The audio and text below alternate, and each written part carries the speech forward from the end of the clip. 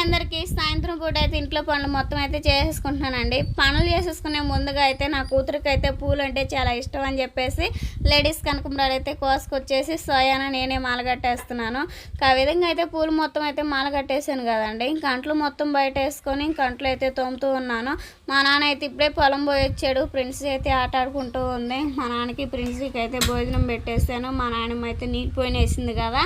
ఇంకా సాయంత్రం అయితే ఇంక అన్నం కూరలు కూడా వండేస్తున్నాను. అన్నం అయితే ఉడుకుతూ ఉంది. ఇంకా వట్టి తుణుకులు గోంగూర అయితే చేస్తున్నాను. ఆయిల్ అయితే బాగా వేడింది కదా. వట్టి తుణుకులు అలానే పచ్చిమిర్చి ఉల్లిపాయ టమాటా అన్నీ వేసుకొని బాగా వేయించుకోవాలి. పసుపు కారం మొత్తం వేసుకొని మూత పెట్టేసుకుంటూ కలిపేసుకోవాలండి. ఆ విధంగా అయితే మొత్తం అయితే బాగా ఉడికినాయి కదా. ఇంకా గోంగూర కూడా చాలా ఫ్రెష్గా తాజాగా ఉంది.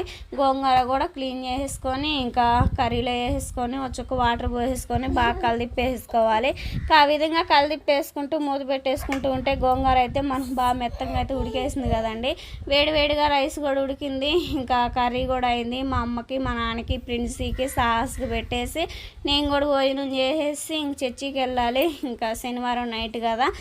ప్లేయర్కి వెళ్ళిన తర్వాత ప్లేయర్లో కూడా భోజనాలు పెట్టేశారు. చికెన్ కర్రీ, సాంబారు, వైట్ అన్నం చాలా టేస్టీగా ఉన్నాయి. వీడియో నచ్చితే ప్లీజ్ లైక్ అండ్ సబ్స్క్రైబ్ చేయండి.